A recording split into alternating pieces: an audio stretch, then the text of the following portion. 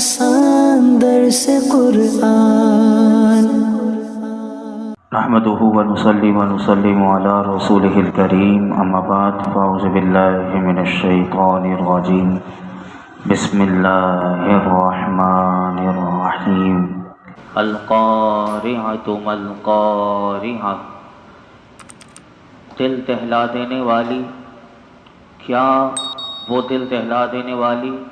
وما ادراک ما القارعة، اور تو نے کیا جانا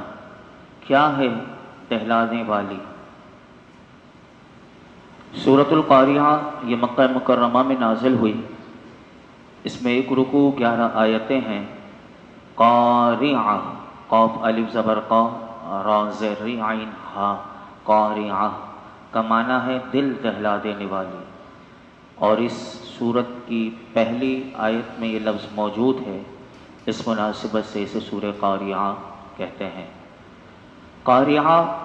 قیامت کے ناموں میں سے ایک نام اس کو قاریعہ بھی کہتے ہیں، یعنی قیامت کا ایک نام قاریعہ ہے، اور اس کا یہ نام اس لیے رکھا گیا کہ قیامت کی دہشت، ہولناکی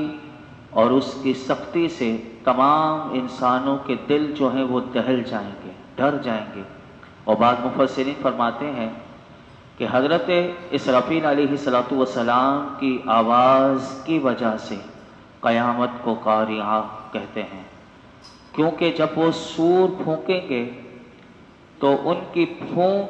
کی آواز کی شدت سے لوگوں کے دل پھٹ جائیں گے اور تمام مخلوق مر جائے گی، یعنی ان کی آواز اس پھونک میں وہ شدت ہوگی کہ تمام مخلوق جتنی بھی ہے وہ مر جائے گی، کوئی بھی باقی نہیں رہے گا۔ پھر اللہ رب العالمین نے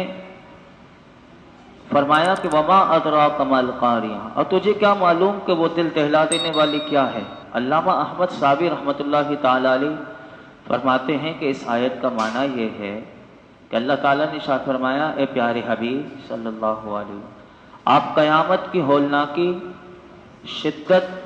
اور دہشت کو ہماری طرف سے آنے والی وحی کے ذریعے ہی جان سکتے ہیں، تو یہاں وحی کے بغیر قیامت کی ہولناکی کے علم کی نفی ہے، نہ کہ مطلق علم کی نفی ہے، یہ بات یاد رکھیے گا۔ یعنی جو دہشت اور جو قیامت کی ہولناکی ہوگی وہ وحی کے ذریعے ہی اللہ نے فرمایا محبوب آپ جان سکتے ہیں۔ پھر اللہ رب العالمین نے اس کے منظر کو بیان کیا، جیسے قرآن کے مختلف مقامات پر، یہاں پر بھی سورہ قاریعہ میں فرمایا یوم یکون الناس کالفراش المبثوث، کہ جس دن آدمی پھیلے ہوئے پروانوں کی طرح ہوں گے، یعنی وہ شدت کو یاد رکھو کہ فرمایا کہ جس طرح پروانے بندہ دیکھتا رہتا ہے کہ شعلے یا آگ ہو، روشنی ہو، تو فرمایا کہ پروانے شعلے پر گرتے وقت منتشر ہوتے ہیں اور ان کے لیے کوئی ایک جہت مہیا نہیں ہوتی، بلکہ ہر ایک دوسرے کے خلاف جہت سے جاتا ہے، تو فرمایا یہی حال قیامت کے دن مخلوق کے انتشار کا ہوگا، جب انہیں قبروں سے اٹھایا جائے گا تو وہ پھیلے ہوئے پروانوں کی طرح منتشر ہوگے اور ہر ایک دوسرے کے خلاف جہت کی طرف جا رہا ہوگا۔ یاد رکھیے گا اس آیت میں تو قبروں سے اٹھتے وقت مخلوق کے انتشار کو پھیلے ہوئے پروانوں کے ساتھ تشبیہ دی گئی، لیکن ہم دیکھتے ہیں کہ قرآن کریم کی 27ویں پارے کی سورت ہے سورہ قمر،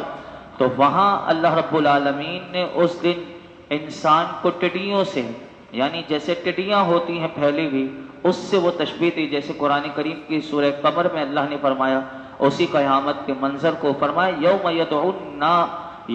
الداعی الی شیء نکر،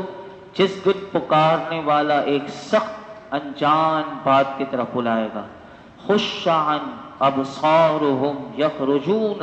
من الاجداث کانہم جراد منتشر، تو فرمایا ان کی آنکھیں نیچے جھکی بھی ہوں گی، یعنی سب کی آنکھیں نیچے جھکی بھی ہوں گی، وہ منظر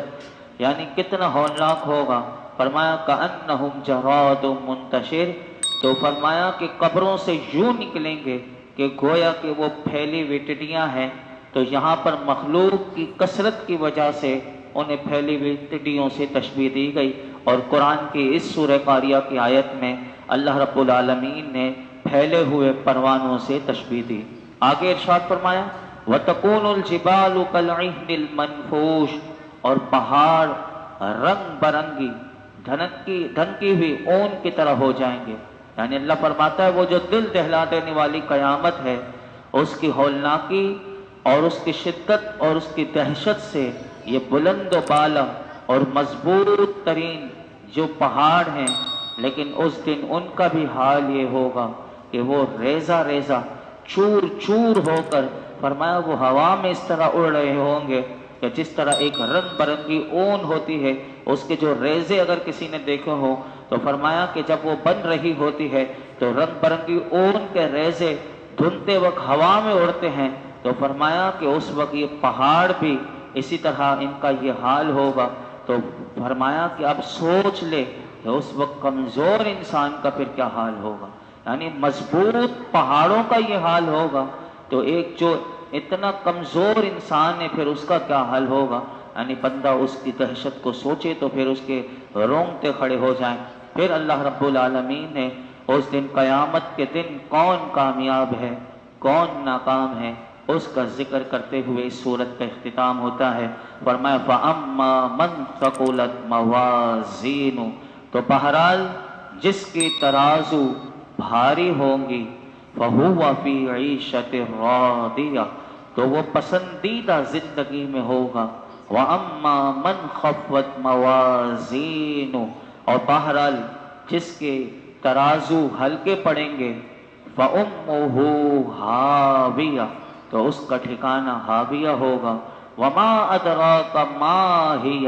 اور تجھے کیا معلوم کہ وہ کیا ہے، نَارٌ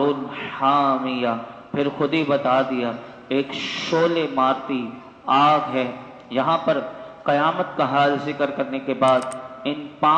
6 آیات میں قیامت کے دن مخلوق کی 2 قسموں کا بتایا گیا۔ یہ فرمایا قیامت کے دن دنیا میں حق کی پیروی کرنے والے، دین کے مطابق، یعنی جو شریعت تھی، جو اللہ کے رسول جو پیغام لائے تھے، جو قرآن و حدیث میں جو پیغام دیا گیا، فرمایا اس کے مطابق حق کی پیروی کرنے کی وجہ سے جس نے زندگی ایسی گزاری ہوگی، تو فرمایا جس کی نیکیوں کے ترازو بھاری ہوں گے اور اس کے وزن دار عمل نیک ہوں گے، اور قیامت کے دن اس کے جو وزن اور وزن دار نیک عمل زیادہ ہوں گے، تو فرمایا ایسے لوگوں کے لیے اللہ نے فرمایا وہ جنت کی پسندیدہ زندگی میں ہوگا۔ اور جس کی نیکیوں کے یعنی جب وزن کیا جائے گا اعمال کا، اس کے ترازو اس وجہ سے ہلکے پڑیں گے کہ وہ دنیا میں باطل کی پیروی کیا کرتا تھا، تو فرمایا ایسے کا ٹھکانہ ہاویہ ہے۔ اور تجھے کیا معلوم کہ وہ ہاویہ کیا ہے، تو خود ہی بتا دیا اللہ نے کہ وہ ایک شعلے مارتی ہوئی آگ ہے کہ جس میں انتہا کی سوزش اور تیزی ہے، یعنی دنیا کی آگ میں بھی تیزی ہے، بندہ ہاتھ انگلی نہیں لگا رکھ سکتا، اور اگر وہ چل جائے تو الامان والحفیظ، تو انسان اس کی سوزش یعنی انتہا، یعنی انسان کے جسم میں اس آگ کی وجہ سے جو سوزن اور سوزش ہو جاتی ہے، فرمایا قیامت کی جو آگ ہے جہنم کی آگ، وہ تو اس سے بھی کئی گناہ زیادہ ہے، یہ دنیا کی آگ تو اس کے آگے کچھ بھی نہیں۔ یاد رکھیے گا کہ اعمال کا وزن کیے جانے کے بارے میں ایک قول یہ ہے کہ کیسے ہوگا وزن، تو مفسرین نے اس کے بارے میں ایک قول یہ لکھا کہ قیامت کے دن مومن کی نیکیاں اچھی صورت میں لا کر میزان میں رکھی جائیں گی، اگر وہ غالب ہوئیں تو اس کے لیے جنت ہے، اور کافر کی برائیاں بدترین صورت میں لا کر میزان میں یعنی ترازو میں رکھی جائیں گی، اور اس کی تول جو ہے وہ ہلکی پڑے گی۔ تو فرمایا کیونکہ کفار کے اعمال تو ویسے ہی باطل ہیں، اس کا تو کچھ وزن ہی نہیں ہوگا، اور انہیں ڈائریکٹ ہی جہنم میں داخل کر دیا جائے گا۔ اور اس کے بارے میں ایک مفسرین کا ایک قول یہ بھی ہے کہ قیامت کے دن صرف مومنوں کے اعمال کا وزن کیا جائے گا، تو جس دن فرمایا کہ اس دن جس دن مومنوں کی نیکیاں برائیوں پر غالب ہو جائیں گی، یعنی اس کی نیکیاں زیادہ ہوئیں برائیاں کم ہوئی، تو فرمایا وہ جنت میں داخل ہوگا، اور جس کے گناہ نیکیوں پر غالب ہوئے تو فرمایا وہ جہنم میں داخل ہوگا، لیکن اپنی گناہ کی سزا پوری ہونے کے بعد فرمایا وہ جہنم سے نکال کر وہ جنت میں داخل کر دیا جائے گا۔ یا پھر تیسری صورت یہ بن سکتی ہے کہ اگر کسی کی گناہ نیکیوں پر غالب بھی ہوئے تو پھر اللہ رب العالمین کا اس دن فضل و کرم بھی ہوگا، یعنی اگر جس پر چاہے گا وہ اپنا فضل و کرم اپنی رحمت سے اس کے گناہوں کو معاف بھی کر دے اور ڈائریکٹ ہی جنت میں ڈال دے، یعنی جہنم میں اسے جانا بھی نہ پڑے۔ یہ اللہ کے اس دن فضل و کرم کا وہ بندہ دیکھے گا مظاہرہ کہ کیسے اللہ رب العالمین اپنے فضل و کرم سے جس کو چاہے گا وہ معاف کر دے گا، جبکہ کافروں کے اعمال کا وزن ہی نہیں کیا جائے گا۔ اس بات کو قرآن کی اگر آپ دیکھیں تو سورہ کہف میں اللہ نے اس بات کو بھی واضح کر دیا کہ کافروں کے لیے تو کوئی وزن ہی نہیں ہے۔ فرمایا فَلَا نُقِيمُ لَهُمْ يَوْمَ الْقِيَامَةِ وَزْنًا، بس ہم ان کے لیے قیامت کے دن کوئی وزن قائم نہیں کریں گے۔ البتہ اس بارے میں تحقیق علماء کی یہ ہے کہ جن کافروں کو اللہ دوزخ میں ڈالنا چاہے گا تو انہیں ان کے اعمال کے بغیر ہی دوزخ میں ڈال دے گا، جبکہ بقیہ کافروں کے اعمال کا وزن بھی کیا جائے گا۔ اور اسی طرح بعض مسلمانوں کو اللہ تعالی اعمال کا وزن کیے بغیر بھی بغیر حساب کے جنت میں داخل کر دے گا، یہ بھی قرآن نے ہمیں بتایا۔ آخری بات بیان کر کے میں اپنی گفتگو سمیٹتا ہوں۔ کل انشاءاللہ سورہ تکاثر کا آغاز ہوگا، اور سورہ تکاثر سورہ عادیات سے ملتی جلتی ہے، یعنی جو آپ نے کل سماعت کیا تھا کہ اللہ نے انسان کی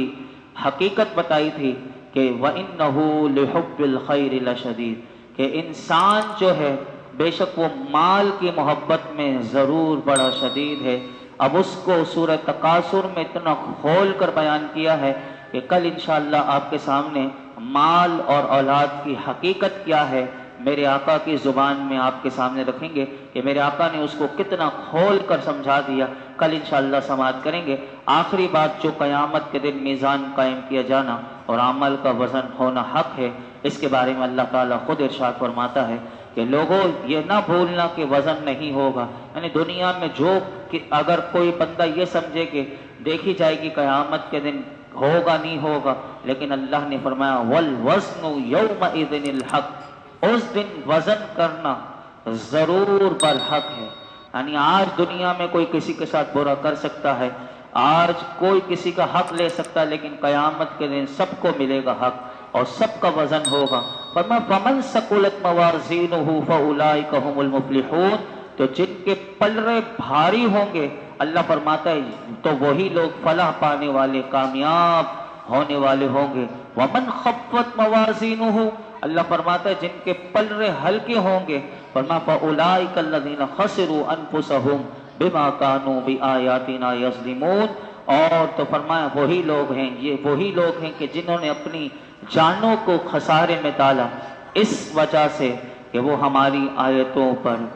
ظلم کیا کرتے تھے۔ اللہ رب العالمین ان حقیقتوں کو سمجھتے ہوئے اپنی آخرت کی تیاری کرتے رہنے کی اللہ ہمیں توفیق عطا فرمائے، اللہ ہماری آخرت کو اچھا فرمائے۔ سورہ قاریہ کے درس کو اللہ اپنی بارگاہ میں قبول فرمائے۔ الحمدللہ رب العالمین، والصلاۃ والسلام علی سید الانبیاء والمرسلین وعلی آلہ واصحابہ اجمعین۔ یا اللہ پاک جو کچھ سنا اس میں کوئی غلطی کوتاہی ہو معاف فرما، اپنی بارگاہ میں قبول فرما۔ رب کریم ہمارے ماں باپ کی ساری امت مسلمہ کے بے حساب مغفرت فرما، دنیا اور آخرت کی ساری بھلائیاں، کامیابیاں، عزتیں، نعمتیں، راحتیں، سکون عطا فرما،